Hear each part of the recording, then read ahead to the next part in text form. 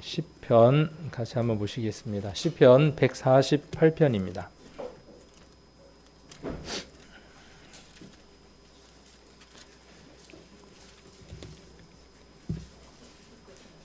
시편 148편 14절 말씀 같이 한번 읽겠습니다. 저가 그 백성의 뿔을 높이셨으니 저는 모든 성도 곧 저를 친근히 하는 이스라엘 자손의 찬양거리로다. 할렐루야. 아멘. 시편 148편에 가장 많이 나오는 단어를 한번 이렇게 동그라미를 쳐보면 우리 찬양 예배 때 이 말씀을 많이 읽고 하거든요. 그래서 가장 많이 나오는 단어가 어떤 단어냐 하면 이 찬양이라는 단어가 나옵니다. 그래서 하나님은 우리의 찬양을 받으시기에 부족함이 없으신 분이죠. 우리의 인생 전부가 하나님을 찬양한다고 해도 부족함이 없을 겁니다.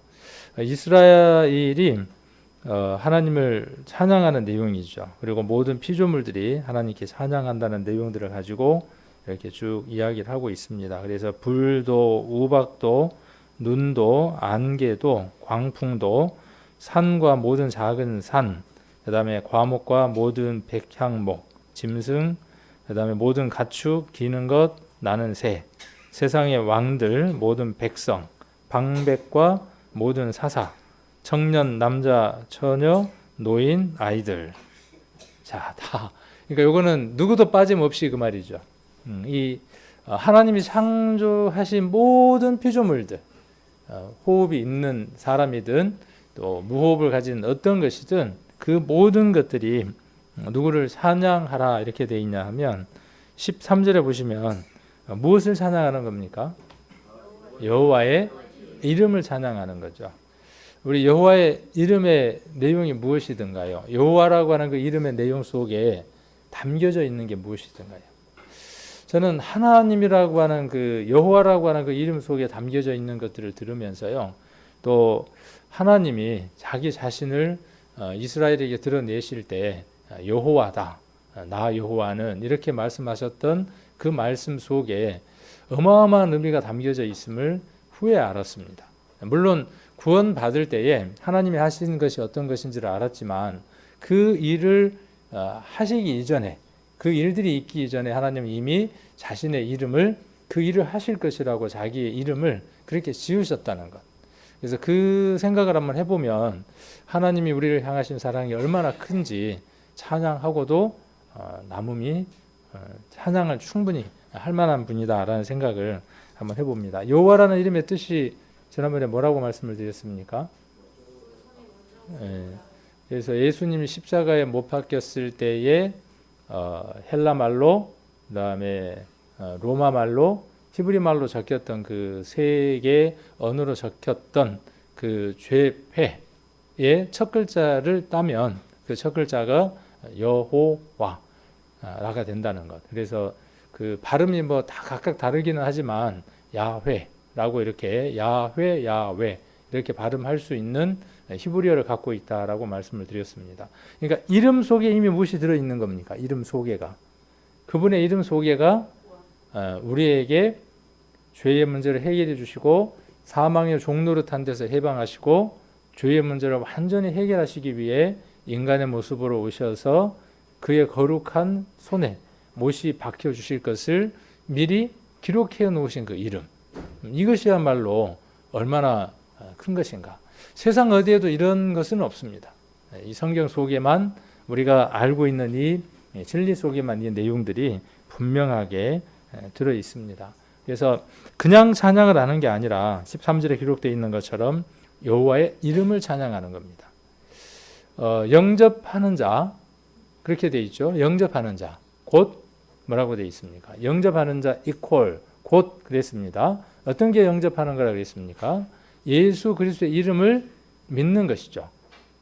영접이라고 하는 것은 뭐냐 하면, 영접이라는 건 지난번에 같이 연결이 되어집니다. 오늘 말씀과. 영접이라는 건 뭐냐 하면, 아이고 어서 오십시오. 아이고 귀한 손님이 오셨네요.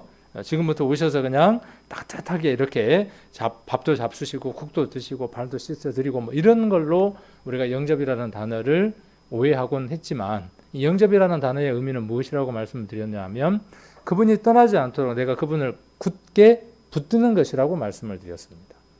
영접이라는 건 내가 그분을 꽉 붙드는 거예요. 누가요? 누가? 여러분들이, 저와 여러분들이. 하나님이 우리를 놓으실 리는 없어요. 한 번 우리를 선택하시면 아무도 아버지 손에서 빼앗을 수 없다고 명확하게 기록하셨기 때문에 그 사실을 믿는 것이 무엇이냐 하면 구원이고 복음이고 영원한 속죄입니다. 하나님은 우리가 어떠한 삶을 산다고 할지라도 우리를 놓지 않으신다. 이것이 진리입니다. 이렇게 이야기하니까 세상 사람들이 뭐라 그래요? 야, 저 교회 이상한 교회다. 어떻게 살아도 상관이 없단다. 오늘 약간 이제 여담으로 이렇게 잠깐 이야기를 하게 되는데, 이제 현장 실습을 한 달 동안 이렇게 좀 다녀야 돼요.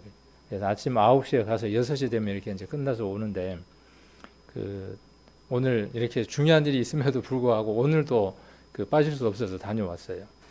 근데 참 그런 일들을 해보면서 느끼는 것 하나가 뭐냐 하면, 우리 성도님들의 삶들이 참으로 하나님 앞에 서면 많은 상을 받겠다. 저는 하루 종일 여기 있는 것이죠. 하루 종일 말씀 볼 수 있고 주어진 모든 것들이. 그런데 우리 성도님들은 그 일상의 시간들 속에서 하나님을 부르짖고 하나님을 찾고 이 예배에 참석하는 그 모든 순간순간들이 전쟁터라는 사실이죠. 그 전쟁터에서 포성이 없는, 총성이 없는 그 속에서 전쟁을 치러 가야만 하는 거죠. 거기에서 누가 승리하느냐는 것에 따라서 이곳에 있을 수도 있고 이곳에 없을 수도 있는 거죠. 그 치열한 전쟁을 치르고 오늘 우리 성도님들이 이곳에 오신 거예요. 저는 잊어버렸어요. 오래 전에 직장 생활을 했기 때문에 잊어버렸어요. 직장 생활 그만둔 지가 이제 오래됐으니까. 저는 지금 직장 생활 하는 거 아니죠. 목사가 직업란에다 이렇게 직업이라고 쓰려고 그러면 직업인가 이렇게 써야 될 때가, 생각이 들 때가 있어요. 그래서 그 직장 일들을 할 때 생각들이 참 많이 나요. 저녁에 어떤 때는 새벽 3시에 들어오기도 하고, 또 출근을 할 때 어떤 때는 9시, 8시 이렇게 차가 막히는 데 출근을 해서 늦은 밤까지 오라 그러면 가야 되고 가라 그러면 가고, 그런 그 속에서 정말 하나님을 붙드는 것이 얼마나 힘든 것인가 하는 것들을 잘 알고 지냈었죠. 그래서 서울 생활보다는 이렇게 내가 마음을 먹고 돈을 좀 적게 번다고 할지라도 내가 원하면, 서울은 한 30km 가려면 어떤 때는 2시간을 가야 되는 경우도 있죠. 30km 이동하는데. 여기서 30km 이동은 잘만 하면 한 20분, 30분이면 이동할 수 있는. 그래서 시골에서 가서 신앙생활을 하면 하나님 섬기는데 훨씬 더 좋은 조건이 되겠구나 해서 내려왔는데 참 잘했다고 생각합니다. 지금 생각을 해보면. 돈도 어떤 목표들도 중요하지만 그 모든 것들보다 가장 우선이 되어지는 것이 하나님이 우선이 되는 삶, 그것이 우리에게 가장 소중하지 않는가 싶은 생각이 듭니다. 교회에 목사는 여러 명 필요 없죠. 그렇죠? 저처럼 이렇게 교회에 있으면서 일을 해야 되는 사람은 불과 몇 명이면 되고, 실제로 어떤 분들이 더 많아져야 되느냐 하면 교회로 모였다가 교회로 모이는 시간이 되면 나팔을 불어서 소집을 하는 거니까요. 이스라엘 사람들은 그 나팔 소리가 나면 반드시 다 모여야 하죠. 그 성인이 되면, 이스라엘의 성인이 되면 반드시 모여야 합니다. 그래서 모였다가 그 다음 어떻게 하느냐 하면 어디로 돌아가느냐 하면 다시 자기들이 주어진 그 속으로 돌아가야 합니다. 그래서 여러분들을 뵈면 참 안쓰럽고, 또 제가 그런 시간을 보냈던 것처럼 참 얼마나 많은 그 전쟁 속에서 삶들을 살아갈까. 그래서 때로는 그 속에서 승리할 때도 있지만 또 실패할 때도 많을 텐데, 그래서 어떤 때는 그 까진 무릎 때문에, 거기에서 피가 나는 것 때문에, 실패한 것 때문에 힘들어서 교회 와서 위로를 받고 힘을 좀 얻고자 왔는데 교회에 오니까 또 말씀으로 왜 그렇게 밖에 못 사느냐고 매를 들고 채찍을 가하는 사람으로서 서 있어야 하는 그 모습들, 이런 모습들을 간혹 한번 생각을 해보면서 참 어떻게 하면 그 긍정적인 좋은 또 이런 힘이 되는 말씀들을 해줄 수 있을까, 라고 이렇게 고민도 참 많이 해봅니다.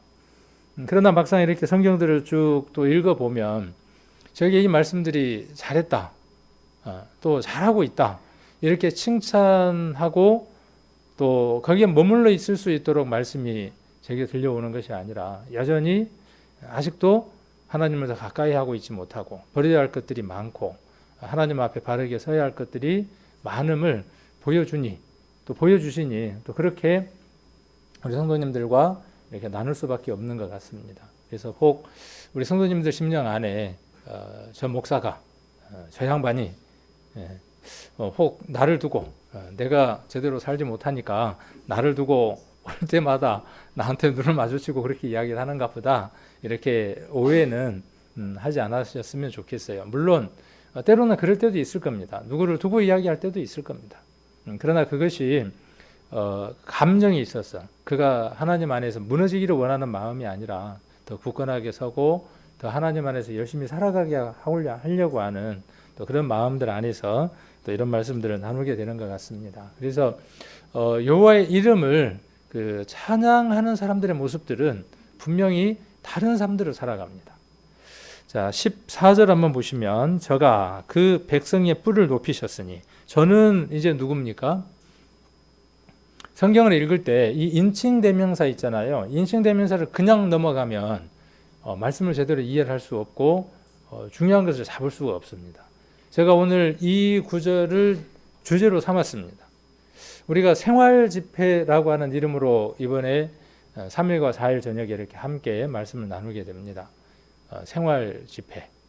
우리가 어떻게 하면 하나님 앞에 더 은혜로운 생활을 해 나갈 수 있을까 하는 것을 두고 우리가 이렇게 시간을 갖는 것이죠. 많으면 많을수록 좋겠죠. 물론 우리가 주일도 모든 말씀들이 우리의 삶에, 생활에 관련된 말씀이기도 하지만 특별히 우리가 이런 시간을 통해서 좀 더 하나님과 더 친밀한 관계를 갖기 위해서 이런 시간들을 갖고 있으니까 오늘 이 말씀들도 그래서 함께 살펴보는 것이죠. 이스라엘은 그 생활과 하나님의 관계가 어땠을까요? 제가 생활 집회 한번 생각을 해보면서 생활. 그러면 이스라엘 사람들은 어떻게 생활을 했을까? 우리는 어떻게 생활하고 있을까? 우리는 단절돼 있어요. 그 어떤 토막들이 나 있는 겁니다. 직장 생활 한 토막, 그렇죠? 그 다음에 가정 생활 한 토막. 그 다음 또 뭐가 있습니까? 교회 생활 한 토막, 이렇게 토막들이 나눠져 있습니다. 그러니까 무엇이 필요하냐 하면 이 셋이 한꺼번에 어우러질 수 있는, 그래서 이 교회에서의 모습과 직장에서의 모습이, 또 가정의 모습이, 세 장소의 모습이 늘 동일할 수 있는 방법이 무엇일까? 또 그렇게 살아갔으면 좋겠다 하는 취지에서 우리가 어떤 용어를 쓰느냐 하면 생활 집회라고 하는 용어를 씁니다. 조금 이해가 되시나요? 이제 생활 집회라고 하는 말 우리가 사용을 했을 때. 그래서 우리가 이런 개념들 한번 가지고 이 용어도 살펴볼 필요가 있겠죠. 우리가 지난 그 1월 1일 수요일 날 한 성도가 한 명 전도하기라고 하는 말씀을 같이 나누었습니다. 그래서 또 1월 5일 날 좀 더 자세하게 말씀을 나누게 되겠지만은 우리가 복음을 전하는 삶으로 우리의 생애가 전환이 되고 목표가 설정이 되잖아요. 자, 잘 한번 들어보세요. 우리 삶이 세팅이 돼야 되는 거예요. 세팅이. 방향이 설정이 돼야 합니다. 그 설정의 단계가 없으면 움직여질 수가 없습니다. 생활 집회 굉장히 중요하죠. 이건 무엇 때문에 해야 하는 겁니까? 우리가 생활 집회의 어떤 목적이 어디에 있습니까? 제가 이렇게 말 안 하는 이유는 한번 생각을 해보시라고. 이제 시영이가 갑자기 자기한테 물어볼까 봐 눈이 갑자기 커졌어요. 혹시 나한테 물어보면 어쩌나 하고 이렇게 눈이 커졌습니다. 그런 걱정은 안 하셔도 되고, 한번 이럴 때 한번 생각을 해보는 거예요. 혹시 나한테 묻는다면 어떻게 답을 해야 될까? 그래서 우리가 복음을 전하는 것에 초점을 맞추면 그 후에 수반되어지고 따라오는 게 무엇이냐 하면 삶이 뒤따르게 됩니다. 삶이 우선시되고 앞서게 되면 그 삶이 목표가 되어지면서 자칫 세팅이 초점이 잘못될 수 있습니다. 그래서 복음을 전하는 것에 우리가 초점을 맞추게 되면요, 그 복음을 전하는 삶이 무엇을 만들어내느냐 하면 구별된 삶을 만들어냅니다. 맥주잔을 들고 쉬스 하고 이렇게 흔든단 말이에요. 잔을 막 촤 소리가 나면서 여름에 목이 마를 때 안 마셔봤지만 마시는 분들 그러시잖아요. 그러면서 탁탁 털면서. 근데 말이야, 예수님이 우리를 위해서 십자가에서 돌아가셨거든. 자, 따라봐. 거품이 착 올라오는데 먹으면서 한 잔 마시면서 더 따라봐. 근데 예수님이 우리를 위해서 십자가에서 돌아가셨거든. 자, 이거 되겠어요, 안 되겠어요? 이렇게 그 술 자리에서, 술을 마시는 자리에서 예수님과 하나님 나라에 대한 얘기를 할 수 있을까요? 물론 할 수도 있을 겁니다. 전혀 불가능하지는 않을 겁니다. 근데 그 장소에서 구별되지 않으면 내가 하는 귀한 이 복음이 돼지에게 진주를 던지는 것처럼 된다는 사실을 알게 됩니다. 내게 가지고 있는 이 귀한 사실이 그 장소와 환경과 같지 않으면, 걸맞지 않으면 내가 던지는 이 말씀이 땅에 떨어진다고 하는 것을 알게 됩니다. 언제 알게 된다고요? 언제? 여러분들이 복음을 전할 때입니다. 복음을 전하려고 마음을 먹을 때 여러분들이 당장 탁 닥쳐오는 첫 질문이 뭐냐 하면, 지금 네가 회사에서 하나님 믿으라고 이야기한다면 주변 사람들이 뭐라고 말할까? 안 돼. 일단은 입 좀 닫고 있다가 뭐 먼저 하고, 일단 입을 좀 다물고 있다가 뭘 먼저 하고, 그래도 좀 뭔가 봉사도 잘하고 회사에서 열심히 잘한 다음에 점수를 요만큼 올려놓은 다음에 그 다음 내가 복음 전해야지. 지혜로운 것 같죠? 아니에요. 순서가 틀렸어요. 그래서 제가 아까 생활과 복음을 전하는 것의 세팅을 이야기하는 겁니다. 내가 바르게 사는 삶, 그거 하지 말라는 얘기가 아니라 그 삶이 무엇 때문인가에 대한 목표가 설정되지 않으면 이것이 의미가 없는 겁니다. 이것이 정해지지 않으면. 우리가 왜 바른 생활을 해야 하는 겁니까? 하나님의 자녀니까 당연히 바른 삶을 살아야 하죠. 근데 그게 목적지인가요? 아니죠. 왜 바르게 살아야 하는가에 대한 목적이죠. 제가 자주 이야기하지만 요 시청으로 다니는 그 도로변에 보면 큰 돌들을 세워놓고 바르게 살자라고 깎아놨다니까요. 지난번에 어르신들하고 가면서 봤어요. 바르게 살자 그래놨다고요. 사람들 다 바르게 살자고 이야기를 해요. 근데 그 바르게 사는 것이 무엇 때문인가를 우리가 설정하지 않으면 의미가 없다는 거죠. 그러니까 바르게 사는 것이 먼저 설정되어지는 게 아니라 생활을 어떻게 해야 되느냐에 대한 초점이 어디에 있어야 되느냐 하면 무엇 때문이냐는 거예요. 무엇 때문에.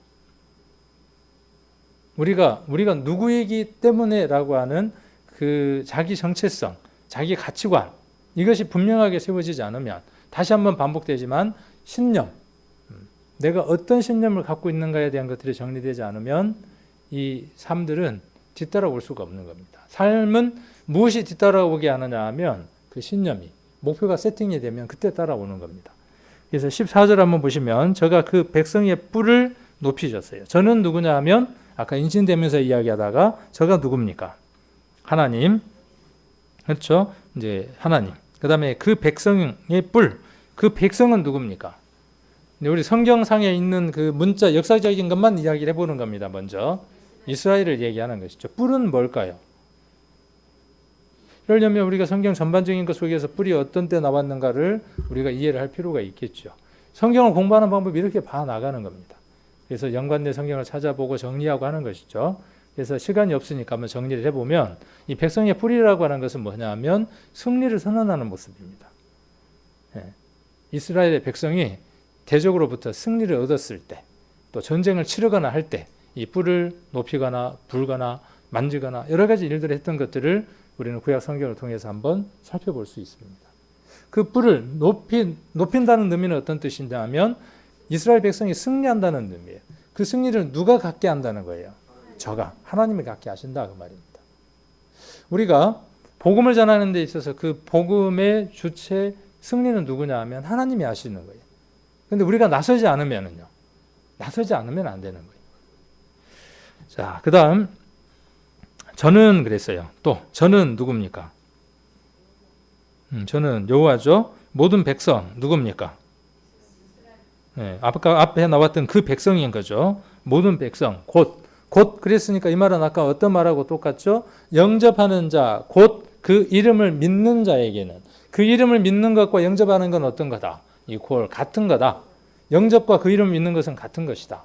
그렇게 이야기를 하고 있는 거죠. 그 이름을 믿는 게 어떤 겁니까? 영접하는 거예요. 영접하는 건 어떤 거예요? 붙드는 거예요. 그죠? 붙드는 거라 그랬어요. 그러면 그 이름을 믿는 거는 뭐예요? 붙들고 있는 거예요. 자, 연필로 그림을 다 그려 나가다가 그 그림이 잘못됐으면 뭘로 지우죠? 꼭 뭐 지우개로만 지울 수 있나요?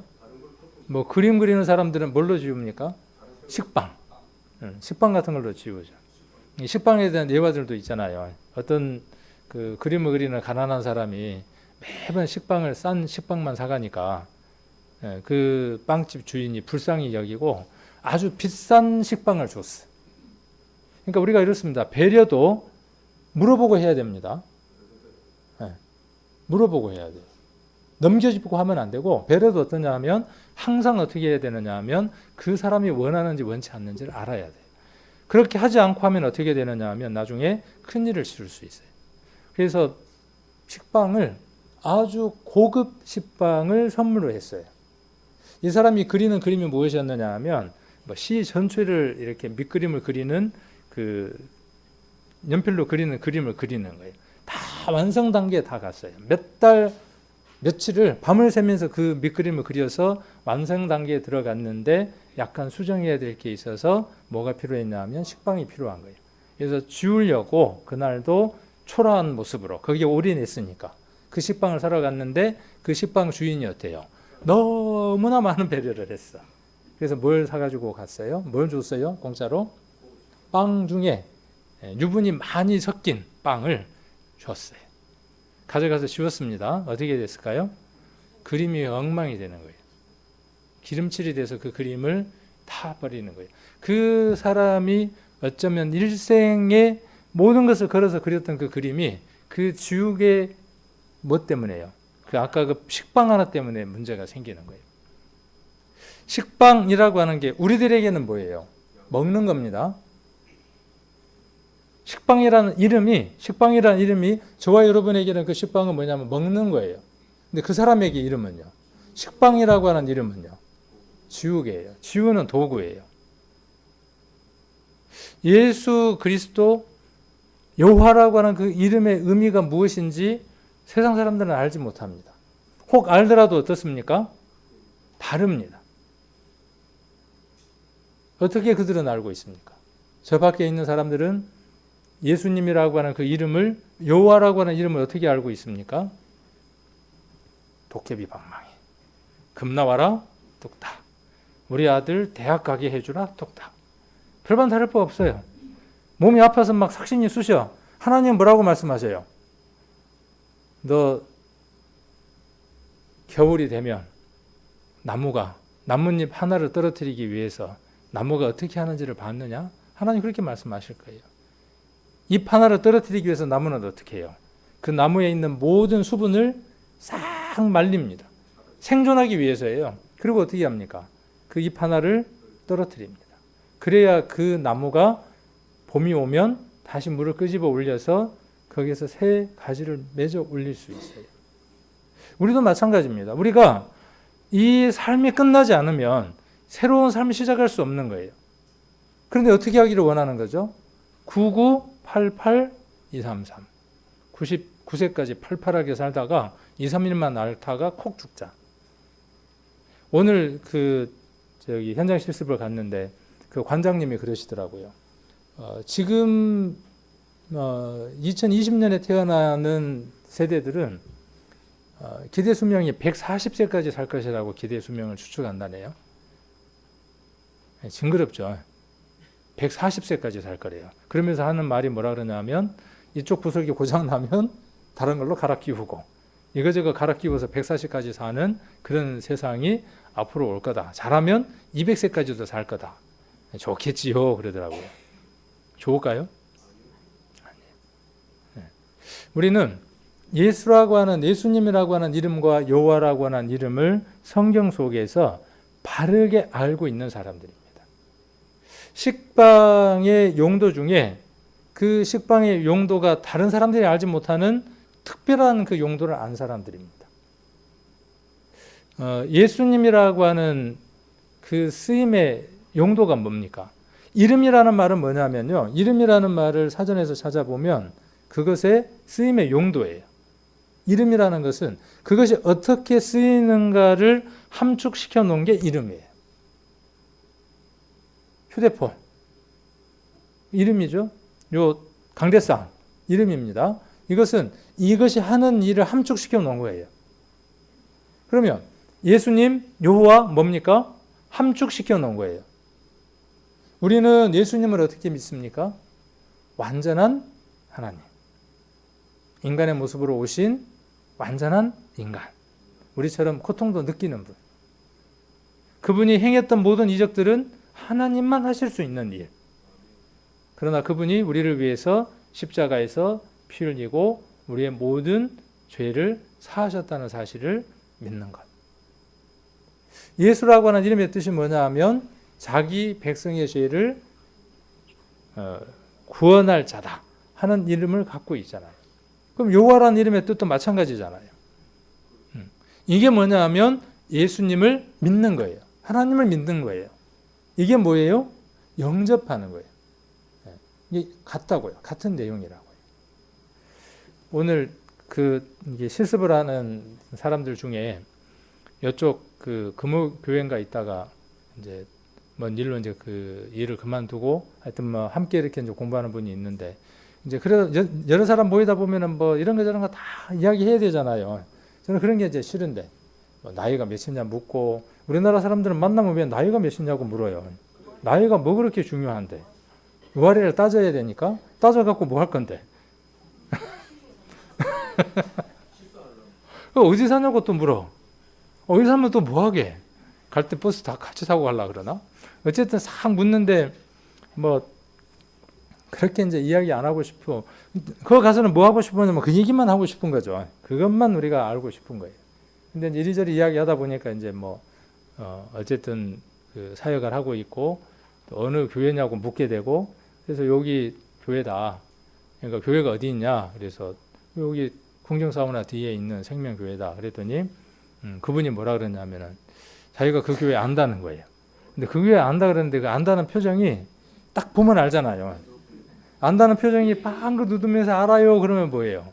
이 교회에 대해서 좋은 추억이 있는 분이에요. 근데 그 교회 알아요. 싹 하면서 그 교회 알아요. 그러더라고요. 그러면서 그러면 그 목사님은 몇 년도부터 계셨어요? 그때 처음부터 계속 계셨어요? 그러더라고요. 그럼 그 얘기 말 끝에 뭐가 딱 들었어요? 뭔가 있는 거죠. 한 게 있는 거예요. 그래서 제가 2012년도 3월 달에 왔습니다. 이제 그러고 이야기를 하고 그러면서 제가 이제 선수를 쳤죠. 요쪽 광명에 있는 교회들 문 앞에 사진들이 붙었는데 우리 교회 사진들이 붙었습니다. 그리고 제가 이야기를 했어요. 그때 얼굴색이 더 바뀌더라고. 그러면서 나한테 와서 한 번도 물어보도 안 하고 얘기도 안 해보고 이단이라고 합시다. 나 그렇게 이야기를 했어요. 한 번도 와서 물어보도 안 하고 누구 허락을 받고 우리 교회 사진을 거기다 붙여놨는지 모르겠다고 웃으면서 이제 그렇게 이야기를 했거든요. 이단이래. 뭐 묻지도 않고 따지지도 않고 그냥 이단이래.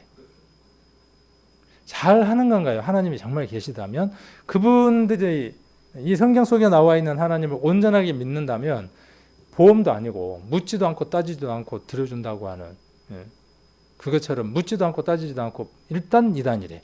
물어보도 안 하고 이단이래. 그래서 더 이야기해 나가는 게 유익하지는 않죠. 그 시간에. 그래서 그냥 말았어요. 자, 그러면 어떤 게 이단일까요? 어떤 게? 오늘 제가 이야기하려고 하는 내용 중에 하나인데요. 하나님과 멀어져 있고 하나님과 상관이 없는 사람이 이단인 겁니다. 그렇죠. 하나님이 하신 일을 부정하거나 하신 일을 인정하지 않거나 영접하지 않거나 받아들이지 않는 그 사람들이 누구냐 하면 하나님을 거스리는 자입니다. 이 이단입니다. 그래서 요한 1서에는 어떤 자가 이단이냐 하면 예수님이 육체로 오신 것을 부인하는 영이 적그리스도의 영이고 이단의 영이다 그랬어요. 예수님이 무엇으로 오셨습니까? 육신으로 오셨다고요. 하나님이 인간의 모습으로 오신 것, 그 무엇 때문에 예수님이 인간의 모습으로 오셨습니까? 복주로 오셨대. 복주로 예수님이. 축복해 주러 오셨대. 자, 그러면 여기 지금 그 이름을 믿는 자라 그랬는데 믿는 거예요, 안 믿는 거예요? 그 식빵이라는 지우개가 어떤 용도인데요? 이 사람에게 특별한 기능이 있는 겁니다. 지우는 겁니다. 우리는 그 식빵의 기능 안에 아주 특별한 걸 발견한 사람이에요. 사람들은 일반적으로 식빵은 뭐라고 알고 있는 거죠? 먹는 거예요. 사람들은 예수님이 누구라고 생각합니까? 그냥 특별한 일을 한 사람 중에 하나예요. 그냥 먹는 빵일 뿐이에요. 그러나 예수님은 우리에게 있어서 어떤 용도입니까?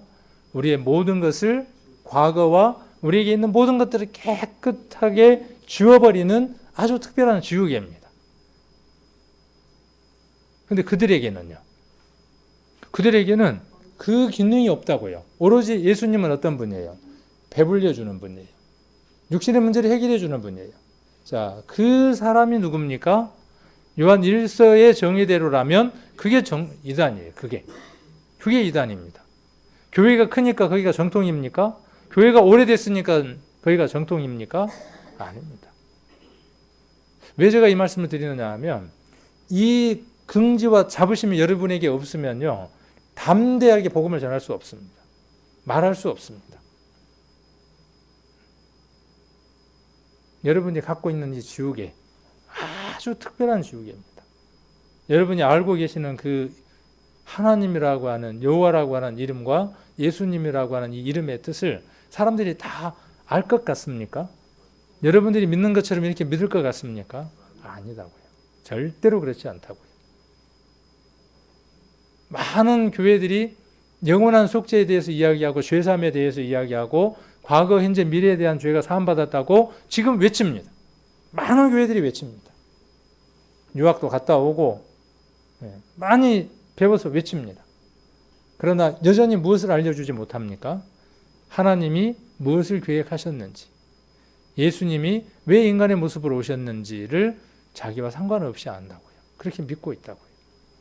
여러분에게 있는 이 믿음이 우연히 이루어진 것 같다고요? 아닙니다. 우리가 지난 주일날 요한 1서 5장을 통해서 하나님이 우리에게 무엇을 주셨어요? 참된 자를 아는 지각을 주셨기 때문에 가능한 거라고요. 여기 14절에 기록되어 있는 대로 그 뿔을 하나님이 높여주셨기 때문에 우리가 믿는 겁니다. 그래서 우리가 승리의 계가를 부를 수 있는 겁니다. 자, 그리고 모든 성도 했습니다. 성도. 곧 저를 친근히 하는 이스라엘 자손의 찬양거리로다. 이 곧이라고 하는 얘기를 하려고 지금 여러 말씀들을 제가 연이어서 이야기하는 거예요. 영접하는 자, 곧 그 이름을 믿는 자. 그 얘기를 이야기를 했는데, 자, 그러면 여기 저를 친근히 하는 백성이라고 이렇게 적혔습니다.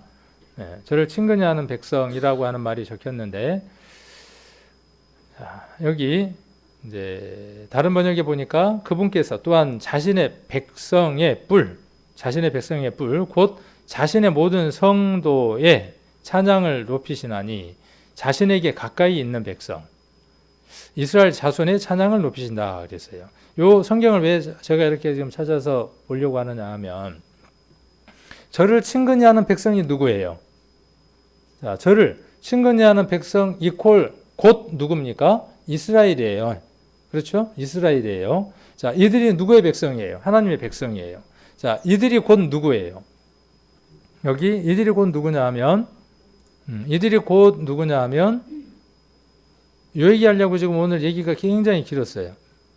요 얘기하려고.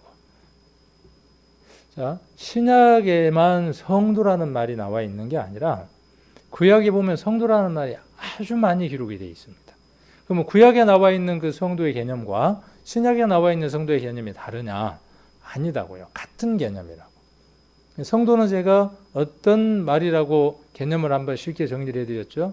성경, 성령, 성도 이렇게 한번 개념을 잡아드렸죠. 거룩한 무리들, 거룩하여진 무리, 거룩하여져 가는 무리들. 그러니까 거룩한 무리예요. 거룩한 무리.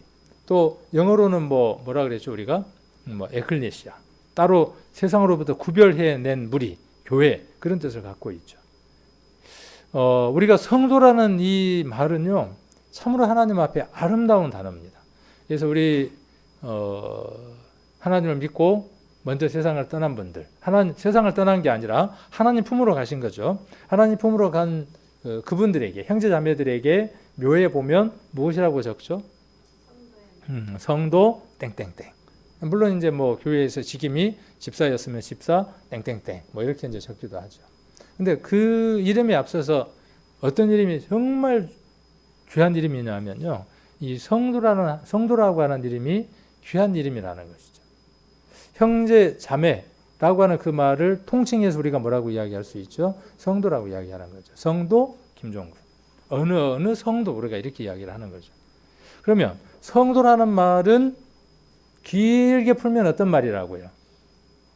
오늘 요 얘기하려고 지금 길게 이야기를 했어요. 성도라는 말을 길게 하면 성도예요? 답이 있어요. 답을 적어두었습니다. 답을. 그렇죠?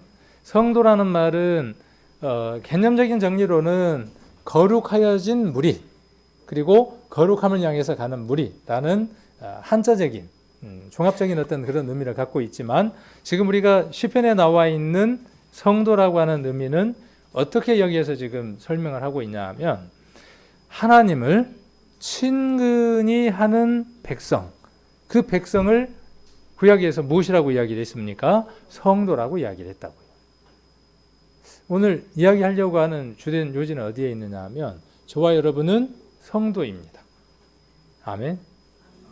그러면 그 성도라는 말의 의미는 어떤 의미라고?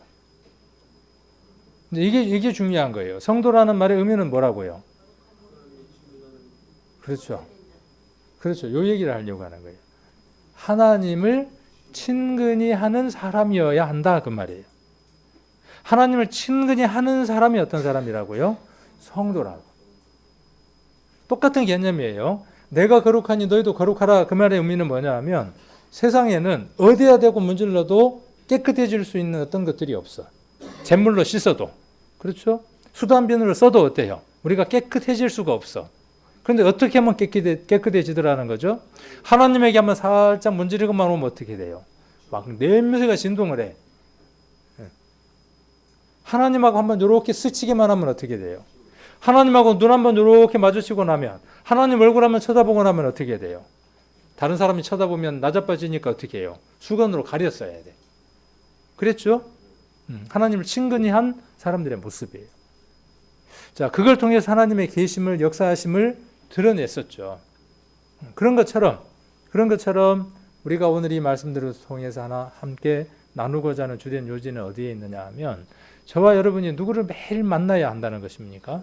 하나님을 매일 만나야 한다는 거예요. 가까이 해야 한다는 겁니다. 그럼 하나님을 가까이 하는 건 어떻게 하는 게 하나님을 가까이 하는 것일까요? 하나님을 어떻게 하면 가까이 하는 것일까요? 자, 태초에 말씀이 계셨다 그랬죠. 네. 그리고 지금 우리가 보고 있는 이것이 하나님이 우리에게 주신 말씀이죠. 그리고 이 말씀이 육신이 됐고, 그 육신이 곧 예수님이고, 예수님이 오셔서 뭐라고 말씀하셨냐 하면, 나와 아버지는 하나다 그렇게 말씀하셨어요. 그래서 말씀과 예수님과 하나님이 하나인 것을 볼 수 있죠. 그래서 우리가 말씀을 가까이 하는 것이 뭐냐 하면, 하나님을 가까이 하는 것입니다. 말씀을 가까이 하게 하는 모든 방법들, 말씀을 가까이 하게 하는 모든 시간들이 뭐냐 하면, 하나님을 가까이 하는 시간들입니다. 하나님을 친근히 하는 것들입니다. 오늘 여러분들 어디 속에 있느냐 하면, 저를 친근히 하는 백성 속에 있는 겁니다. 성도라고 하는 그 이름을 가진 자는 어디에 와 있어야 하는 거죠? 말씀을 배우는 이 시간에 함께 있어야 하는 겁니다. 말씀이 있는 곳에 함께 하는 것이 하나님과 친근히 하는 겁니다. 에이, 내가 성경 읽어보니까 그거 아니더만. 요한 1서 한번 잘 읽어봐. 기름 부음이 너희 가운데 가하시며 아무도 너희를 가르칠 필요가 없더만. 뭐 누구한테 배우고 그런다냐? 성령이 우리 안에 들어오면 아무도 우리를 가르칠 필요가 없어야. 누가 그렇게 이야기를 했죠? 누가? 요한 1서에 나와 있었던 다른 영을 가졌던 사람들이 그렇게 이야기를 했어요. 가르칠 필요가 없다 그렇게 이야기를 했습니다. 그 부분에 대한 말씀은 어떤 말씀이냐 하면 앞뒤를 읽어보면 어떤 내용들을 이야기하느냐 하면 하나님을 부정하게 하는 다른 이단의 교리가 우리에게 가르침으로 들어왔을 때 예를 들면 하나님 교회라든지 신천지라든지 여호와 증인이라든지 비스꾸리무리하지만은 아닌 것들에 대한 얘기를 우리에게 할 때 우리에게 해올 때 그거 틀렸어. 누가 옆에서 이야기 안 해줘도 어떻게 할 수 있다는 거예요? 우리가 너 틀렸어라고 말할 수 있다고요. 그 성경이 어떤 성경이냐 하면 기름 부음이 너희 가운데 가하시면 아무도 너희를 가르칠 필요가 없고 그 말씀이에요. 성경 어디에도요 우리가 가르침을 배울 필요가 없다라고 나와 있는 말씀은 없습니다. 배워야 합니다. 그 다음 또 하나 뭡니까? 우리가 마태복음에서 자주 이야기했지만 배웠으니까 어떻게 해야 된다고요? 가르쳐야 된다고요.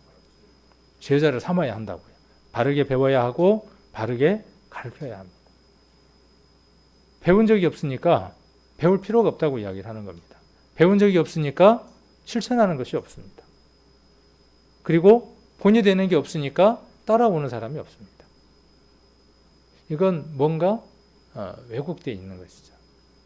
우리의 삶들이 누군가에게 배울 만한 삶이어야 하고 책임을 질 만한 삶이어야 돼요. 내가 구원받은 지 오래됐습니까? 그러면 더 그래야만 합니다. 내가 구원받은 지 얼마 되지 않았습니까? 그럼 나는 그렇게 하지 않아도 됩니까? 아닙니다. 그러면 내 입의 말은요. 내 입의 말도 누구를 충분히 가르치고 믿음 안에서 세울 만한 말이어야 돼요. 구원받은 지 오래됐으니까 해야 하고 구원받은 지 오래되지 않았으니까 나는 입을 다물고 있어도 되고 아닙니다. 누구든 이 친근히 하는 백성이다라는 말의 의미는 지난번에 우리가 잠언 19장을 같이 한번 교제를 나눴었죠. 19장에 보시면 잠언 19장을 한번 가보겠습니다. 잠언 19장.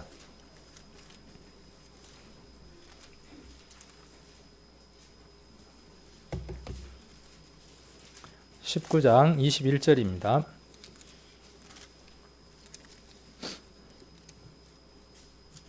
21절, 22절에 나와 있는 말씀이죠. 사람은 그 인자함으로 남에게 사모함을 받느니라. 가난한 자는 거짓말하는 자보다 나으니라. 이 인자라는 말이 지난번에 헤세드라고 말씀을 드렸고, 그 다음에 여기에서 파생된 단어가 뭐냐 하면 성도라는 말이 파생됐다고 말씀을 드렸어요.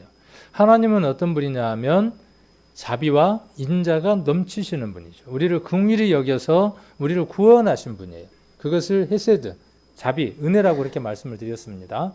그래서 지난 1월 1일 우리가 말씀드렸던 것처럼 1월 1일이었나요? 하나님의 그 형상을 닮은 사람들이죠, 우리가. 그게 회복된 사람들이죠.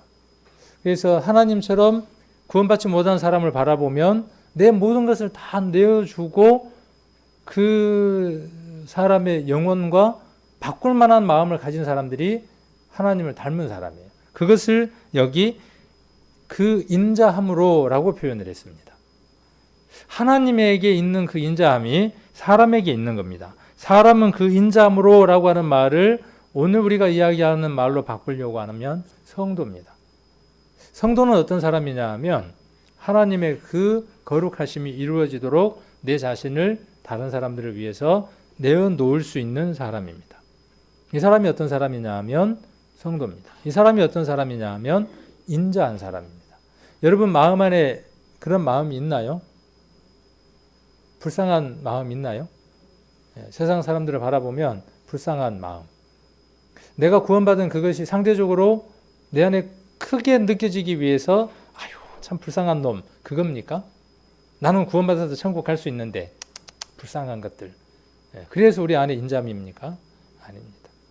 바울은 그렇게 이야기를 했죠. 내가 그리스도에게서 끊어진다고 할지라도 하나님 앞에 간절히 바라는 바가 있다. 그것이 내 골육이 구원을 얻는 것이다. 이것이 인자입니다. 이것이 성도의 마음입니다. 자, 이 사람이 어떤 사람이냐 하면 하나님을 가까이 했을 때 생기는 마음입니다. 그럼 오늘 답이 나오죠. 저와 여러분이 올 한 해 동안 어떠한 생활을 해야 하는지 답이 나오는 거죠. 누구와 가까이 하는 삶을 살아야 하는 겁니까? 그 방법들을 잘 모르시거든 교회 모임이 있을 때 한 번도 빠지지 않고 나오십시오. 구체적으로 그것을 어떻게 해야 되는지를 잘 모르겠다 싶으시면 작정을 하고 내게 어떠한 일이 있다고 할지라도 교회 안에 있는 모임에는 내가 죽는 날까지 단 한 번도 빠지지 않겠다고 정하십시오. 그리고 한번 해보십시오. 그러면 하나님을 친근히 하는 방법들도 배워나가게 되고 하나님을 친근히 함으로 말미암아 여러분의 그 삶이 변화되어지고 그 변화된 삶들을 통해서 하나님의 말씀이 능력으로 드러나서 복음을 전할 때 그들의 마음들이 움직이는 것들을 체험하게 될 겁니다. 여러분의 자녀들이, 여러분의 남편이나 여러분의 아내들이 내 말을 듣는 것이 아니라 나를 통해서 역사하셨던 그 하나님의 음성을 듣는 때가 분명히 올 겁니다. 그래서 1월 1일 날 말씀을 드렸던 것처럼 내 가정이 온전하여질 수 있는, 내 아내나 내 남편이나 주변에 있는 사람들이 구원을 얻을 수 있는 그 일들이 하나님 우리를 통해서 하실 겁니다. 하나님은 돌멩이를 들어서라도 그 일들을 하실 겁니다. 하물며 우리는 어떻게 했습니까? 얼마나 더 귀하게 하나님이 사용하실지는 여러분들이 잘 아시는 것이죠. 자, 신명기 10장 20절인데 한번 찾아보겠습니다. 신명기 10장 20절.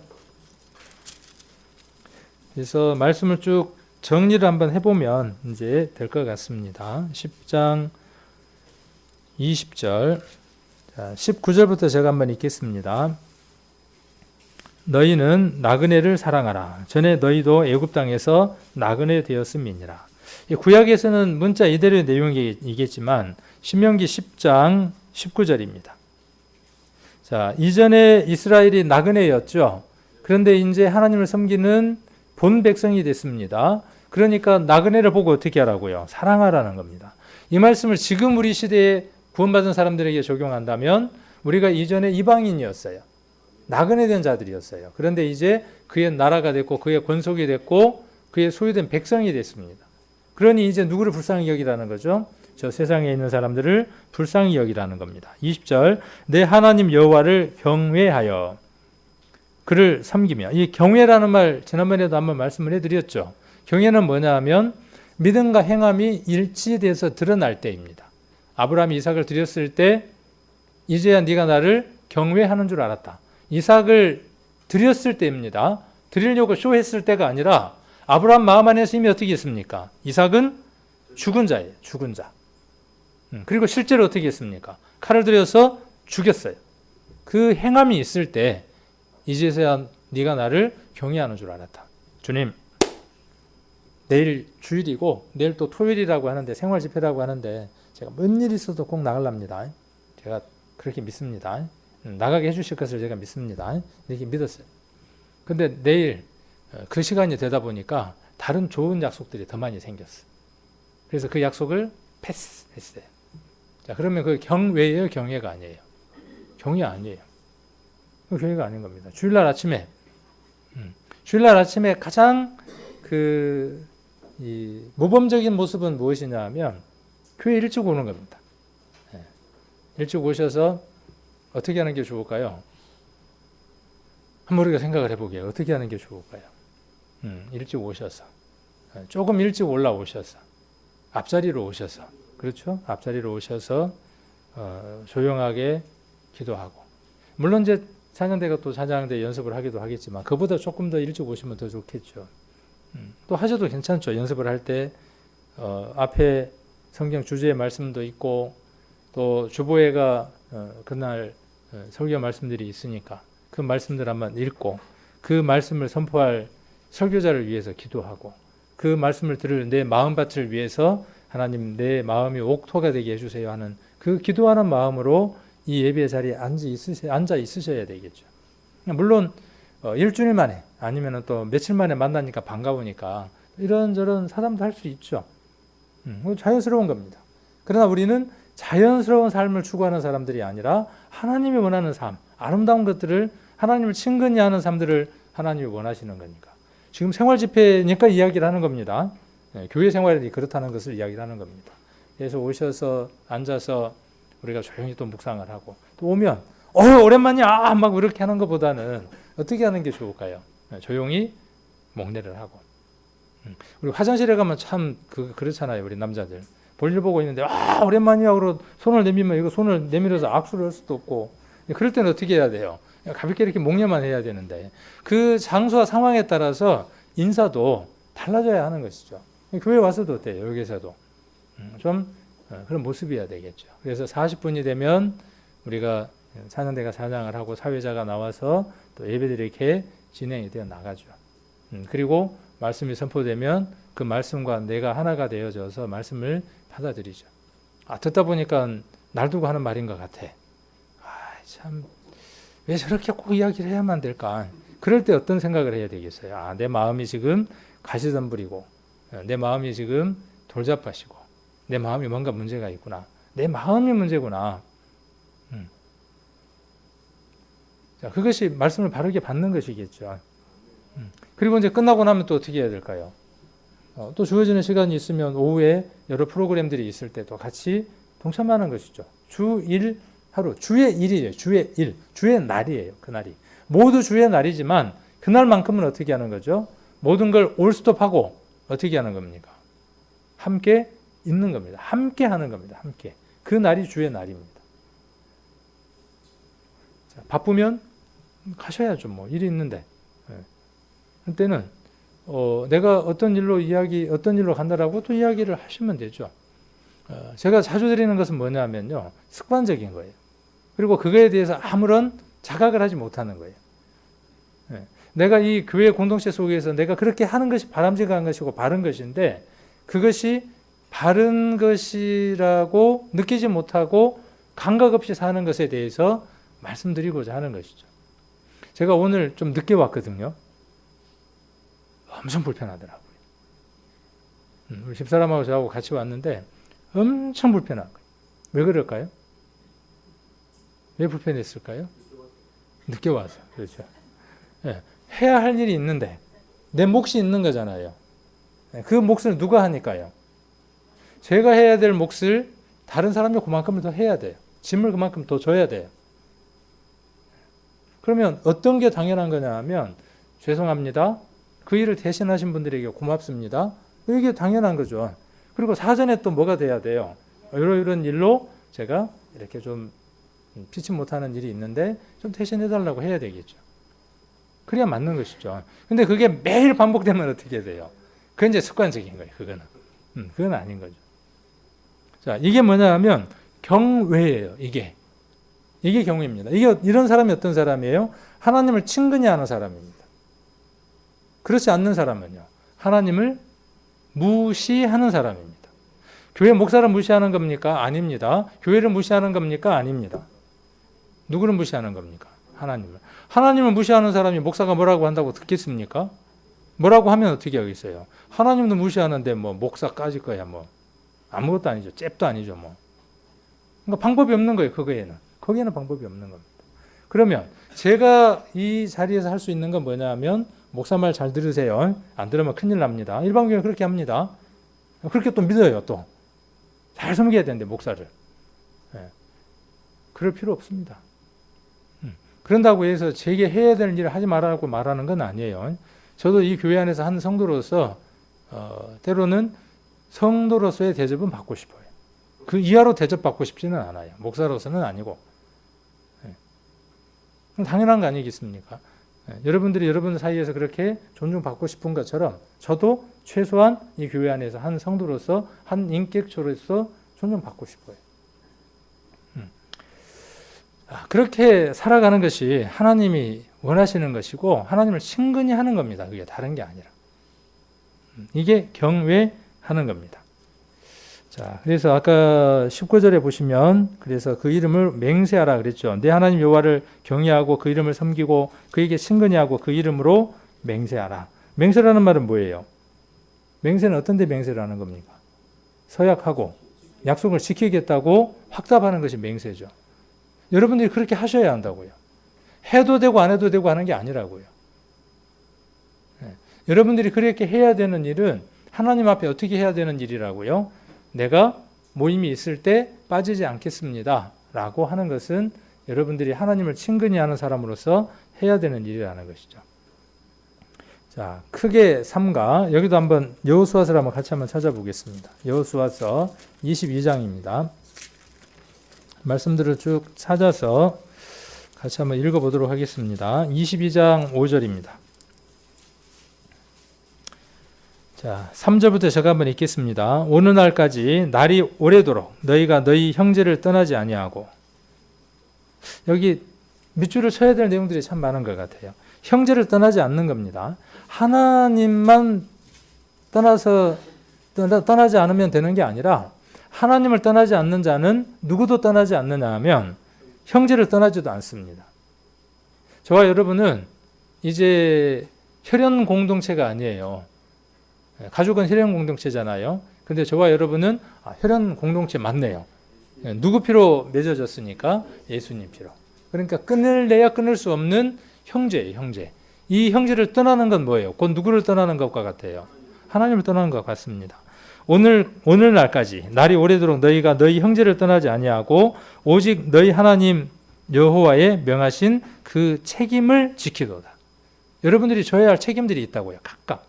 주일날 오시면 여러분들이 이 교회 안에서 해야 할 직임들이 있다고요.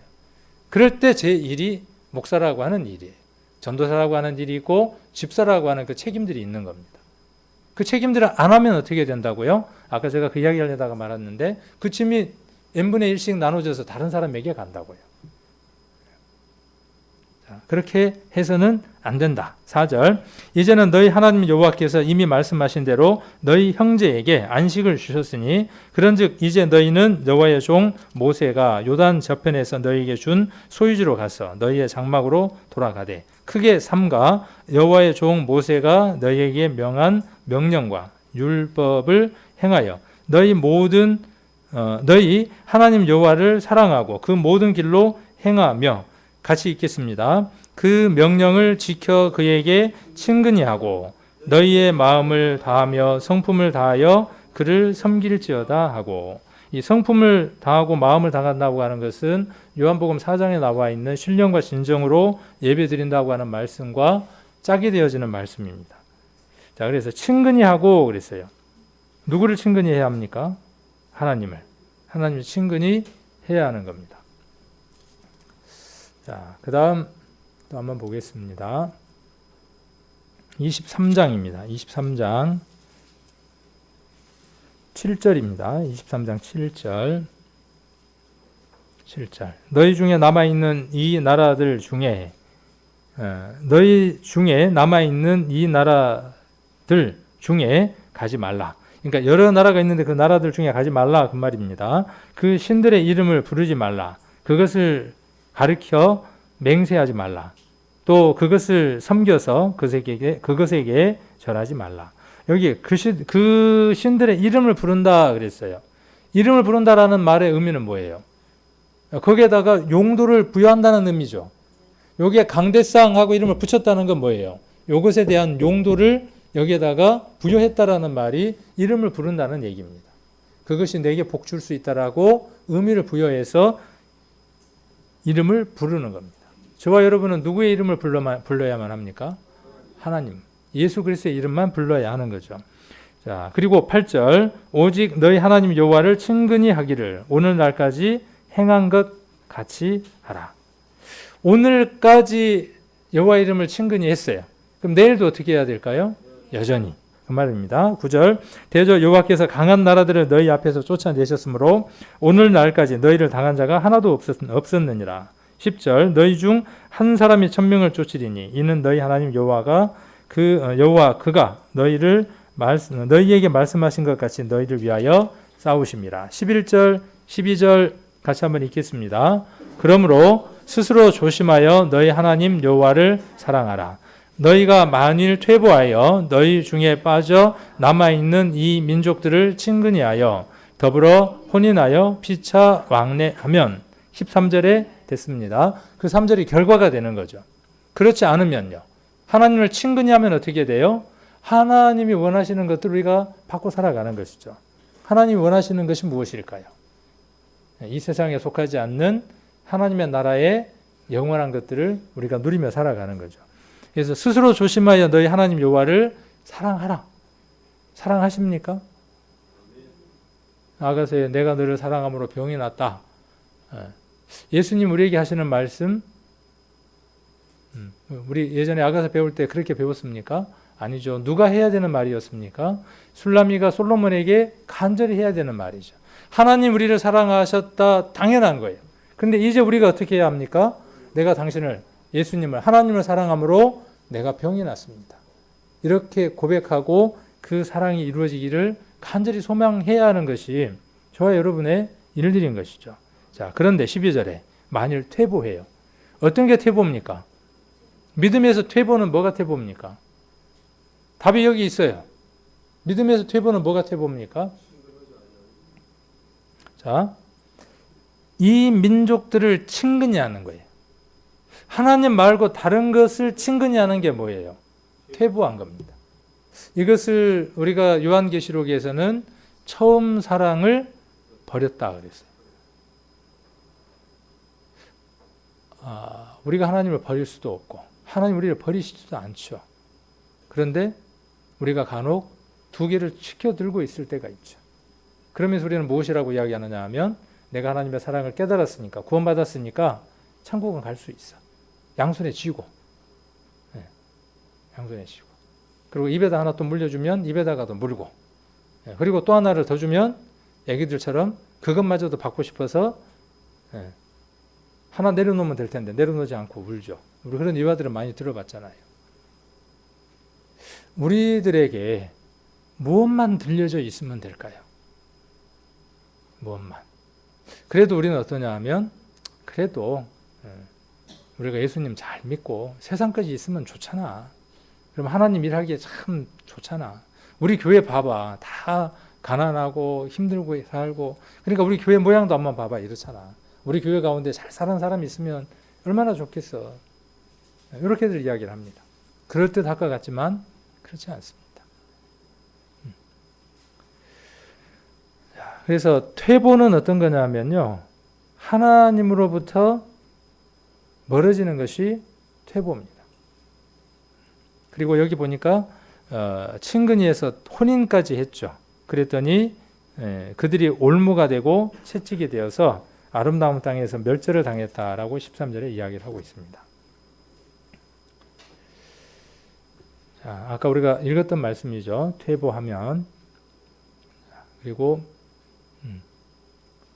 시편에 보시면 나의 영혼이 주를 가까이 따르니.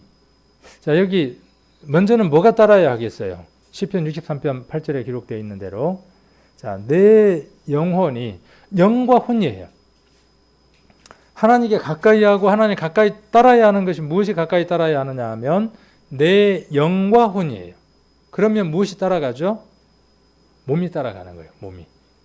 그래서 주의 오른손이 나를 붙드시거니와 내 영혼이 주께 끝까지 매달리니 주의 오른손이 나를 붙드십니다. 이렇게 이야기를 하고 있습니다. 자, 신명기 4장 4절 한번 보겠습니다. 신명기 4장 4절.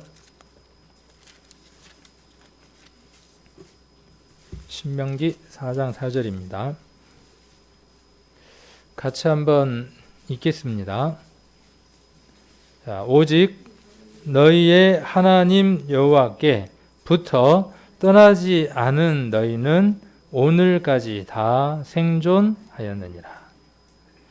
여기 부터 떠나지 않았다라는 말의 의미를 원어를 보면 이 말의 의미가 무엇으로 되어 있냐 하면 진을 쳤다, 그 말이에요. 휴대폰, 아이폰이 새로 나오면 그 아이폰 하나를 살려고 전 세계가 몸살을 앓잖아요. 그 아이폰 가게에 어떻게 합니까? 텐트를 치고 순번을 받아갖고 기다리고 있는 거예요. 그 아이폰 하나를 살라고. 그 아이폰을 소유하고 싶은 간 욕구가 뭘 만들었죠? 잠도, 편안한 것도, 모든 것들을 다 포기하게 만드는 거죠. 그래서 텐트를 치고 그 앞에 진을 친다고요. 자, 그런 표현이에요. 저와 여러분의 삶이 어떻게 해야 된다는 거죠. 그 아이폰을 소유하고 싶고 갖고 싶고 사용하고 싶은 그 갈망보다도 더 큰 갈망이 여러분 안에 있어야 하는 것이 당연한 것이죠. 그래서 누구에게 진치고 있어야 돼요? 하나님께 진을 치고 있어요. 텐트를 치고 그게 있어야 합니다. 그래서 그렇게 했던 자들은 오늘까지 다 생존했다. 이 말씀은 뭘 이야기하는 거냐 하면 구약의 출애굽부터 시작해서 광야 생활하는 것 전반적인 걸 다 통틀어서 40년을 결산하면서 뭐라고 이야기하느냐 하면 다 불순종했던 놈들 멸망당했잖아. 하나님께 원망했던 것들이 어떻게 됐는지 알잖아. 그런데 하나님께 붙들려 있었던 너희들이 하나님께 어떤 은혜를 받았는지 잘 알잖아. 지금 이렇게 4절에 이야기를 하고 있는 겁니다. 저와 여러분도 마찬가지입니다. 여러분들이 어떻게 하나님 앞에 진추고 있냐는 것입니다. 이 붙어 떠나지 않는다는 말은 결혼해서 한 몸이 되고 한 덩어리가 된다 그 말이에요. 연애를 하는 청춘 남녀가 매번 어떻게 해야 합니까? 결혼하기 전까지는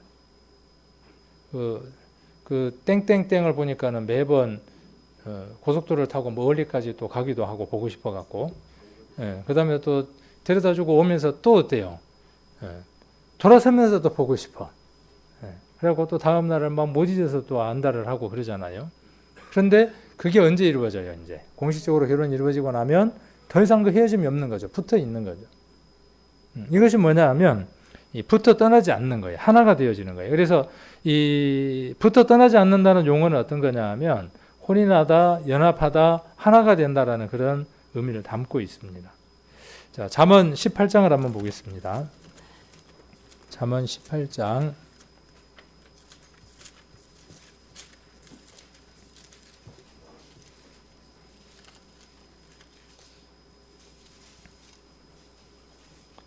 24절입니다.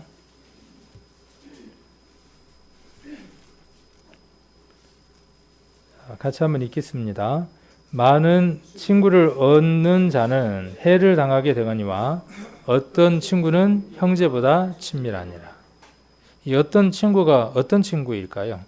많은 친구는 어떤 친구고 뒤에 나오는 어떤 친구는 어떤 친구일까요?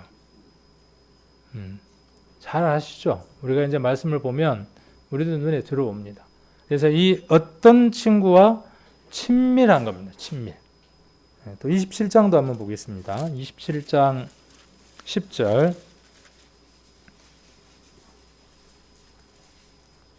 같이 한번 읽겠습니다. 내 친구와 내 아비의 친구를 버리지 말며 내 환난 날에 형제의 집에 들어가지 말지어다. 가까운 이웃이 먼 형제보다 나으니라. 그래서 우리는 어떤 형제를 만들어 가느냐 하면 가까운 이웃, 그렇죠? 가까운 이웃을 만들어 가는 거죠. 그래서 이웃 사촌 뭐 했었고 그러잖아요. 그래서 우리는 불의의 제물로 어떻게 하느냐 하면 영원히 헤어지지 않는 친구를 만들어 가는 겁니다. 이웃들을 만들어 가는 겁니다. 하나님과 가까이 하는 사람은 어떠한 결과를 만들어내느냐 하면 이렇게 어떤 친구, 친밀한 형제를 만들어가는 삶들을 살아가게 됩니다. 사도행전 11장을 한번 보겠습니다. 사도행전 11장. 우리는 말씀을 보면서요, 구약과 신약은 함께 이렇게 맞닿아 있는 걸 볼 수 있습니다. 구약에 나와 있는 내용이 신약에 그대로 있고 또 신약에 있는 내용들이 구약에 있습니다. 신약은 단답형으로 명확하게 기록이 되어 있다면 구약은 어떻게 구성이 되어져 있냐 하면 어떤 스토리를 통해서 이루어집니다. 한 테마나 스토리를 통해서 어떤 메시지를 담고 있고요. 신약은 그냥 한 구절들이 메시지를 담고 있습니다. 그래서 지금까지 제가 한번 쭉 읽었던 그 내용들, 함께 구약에서 살펴봤던 그 말씀들을 우리가 신약에 와서 어떤 말씀으로 한번 정리를 해서 함축을 시켜본다면 사도행전 11장 23절을 우리가 말할 수 있을 겁니다. 자, 제가 19절부터 24절까지를 천천히 한번 읽어보겠습니다. 때에 스데반의 일로 일어난 환란을 인하여 흩어진 자들이 베니게와 구브로와 안디오까지 이르러 도를 유대인에게만 전하는데 그 중에 구브로와 구레네 몇 사람이 안디옥에 이르러 헬라인에게도 말하여 주 예수를 전파하니 주의 손이 그들과 함께 하심에 수도한 사람이 믿고 주께 돌아오더라. 예루살렘 교회가 이 사람들의 소문을 듣고 바나바를 안디옥까지 보내니 저가 이르러 하나님의 은혜를 보고 기뻐하여 모든 사람에게 굳은 마음으로 주께 붙어 있으라 권하니 바나바는 착한 사람이요 성령과 믿음이 충만한 자더라. 이에 큰 무리가 주께 더하더라. 교회가 부흥되어지고 교회가 수가 늘어나는 원리에 대해서 사도행전은 여러 곳에서 이야기를 하는데 이곳에서도 이야기를 하고 있습니다. 그래서 헬라 사람들 몇이 구원받기 시작을 하죠. 말씀을 전하니까 구원받기 시작을 합니다. 그래서 21절에 수다한 사람들이 믿고 주께로 돌아왔어요. 자, 그리고 22절에 예루살렘 교회가 이 사람들의 소문을 들었어요. 얼마나 좋았겠습니까? 자, 그런데 23절에 보면 23절에 저가 이르러 은혜의 하나님을 보고 기뻐하여 그랬죠. 자, 우리가 기뻐하는 게 어떤 때 기쁠까요? 저와 여러분의 기쁨이 어디에 있어야 될까요? 하나님의 기쁨은 어디에 있느냐 하면 우리에게 있습니다. 하나님은 늘 우리에게 기쁨이 있어요. 그런데 여기 보니까 하나님의 은혜를 보고 기뻐해요, 사람들이. 우리가 기뻐하는 것들은 언제 기뻐하느냐 하면 하나님의 은혜를 보고 기뻐하는 거죠. 근데 여기 하나님의 은혜는 지금 뭐예요? 여기서 지금 이야기하는 하나님의 은혜가 뭡니까? 앞에 헬라인들이 구원받는 것이죠. 그것이 무엇이에요? 하나님의 은혜예요.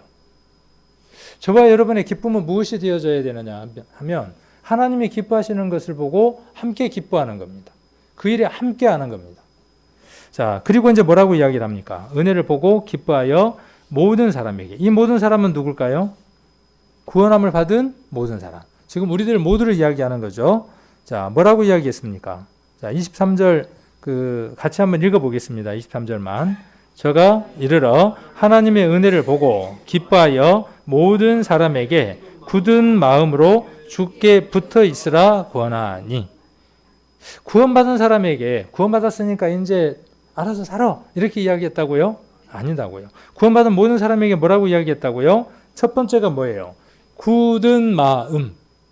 자, 친근히 하고 아까 구약에서 뭐라 그랬습니까? 맹세하여. 똑같은 얘기예요. 맹세한다는 말과 굳은 마음이라고 하는 말은 동일한 말이에요. 그러므로 신약과 구약은 별개가 아닙니다. 같은 메시지를 같이 이야기하고 있는 것 뿐입니다.